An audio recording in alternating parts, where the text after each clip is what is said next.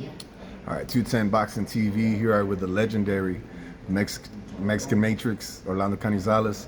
Man, I had some really good fights tonight. Keyshawn Davis got an impressive second round stoppage with a guy that came out 6 pounds over, and then he called out Gervonta Tank Davis afterwards. What do you think about that? His performance and him calling out Tank, wanting Tank next.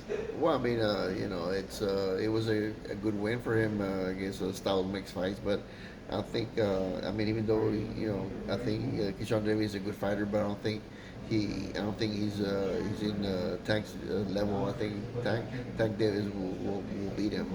I don't think Davis has a chance against Tank Davis. Keyshawn, he's a very good fighter. This week, him and Tank, they were going at it all week. And Keyshawn, he only has 12 fights, but he has that that Olympic pedigree and everything. Do you feel like that fight should happen? Well, I mean, like I said, he's not on his level yet. I mean, like I said, he's still developing. I think he should wait a couple more fights before he fights Tank Davis because I don't think he's ready right now. You're really high on Tank, right? You said Tank has the highest IQ in Oh boxing, yes, and the way he sets people up. What is it about Tank that you like so much? well, like I said, he's a very smart fighter. His IQ is way up there, and like I said, he's a very good smart fighter. He sets everybody. I mean, with good shots, and I mean, like I said, he has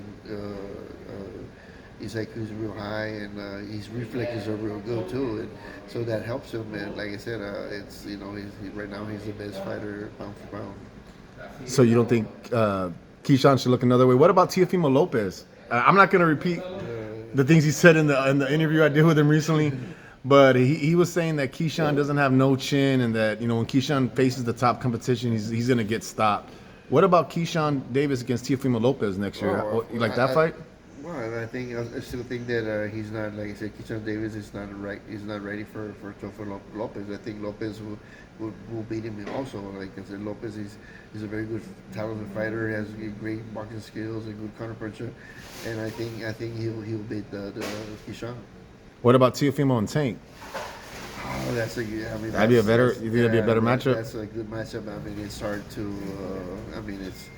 I mean, like I said, it's a toss up. I can't really, I mean, like I said, it's a toss up. I can't pick a fighter.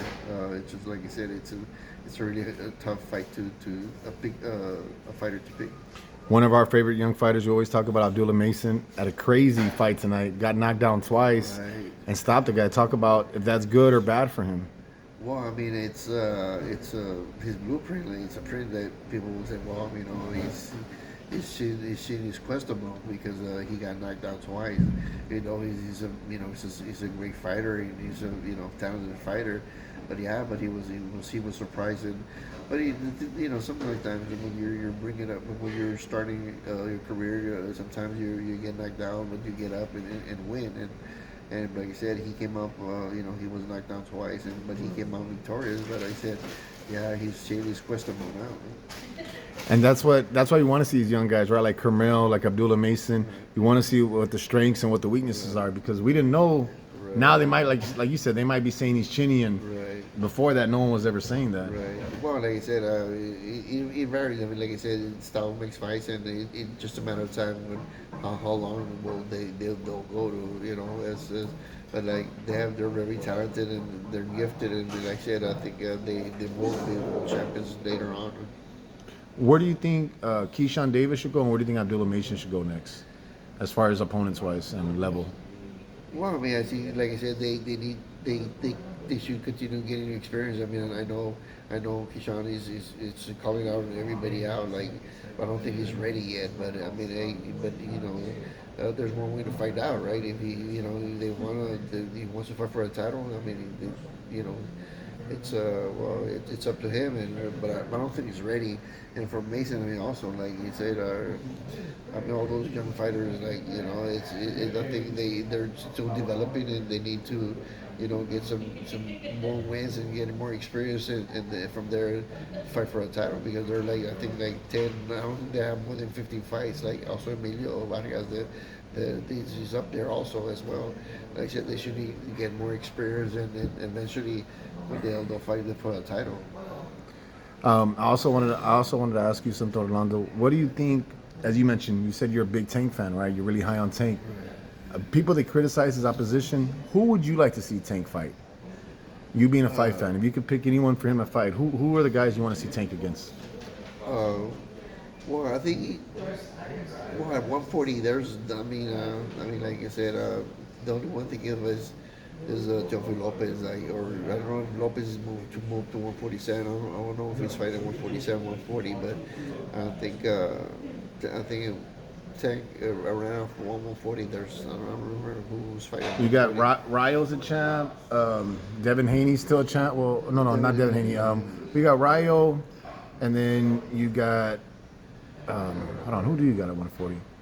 You got Ryo, Liam Paro, and then I really, I said they're not. I mean, I think he'll beat all those guys. Except, I mean, I'm like you said, like with Joffrey Lopez, it's like it's a toss up. I can't, I can't. It's hard to pick a fight. I mean, to pick a, and like I said, but other than that, I mean, I think he can beat anybody at 140. all right, man. It was a pleasure chopping it up with you today, Orlando. You got any message you want to leave off with the fans? We got a good event tomorrow here in San Antonio. Oh yeah, I'm really looking Conference forward. Entertainment. Yeah, I know. I'm really looking for. I mean, I'm really looking forward.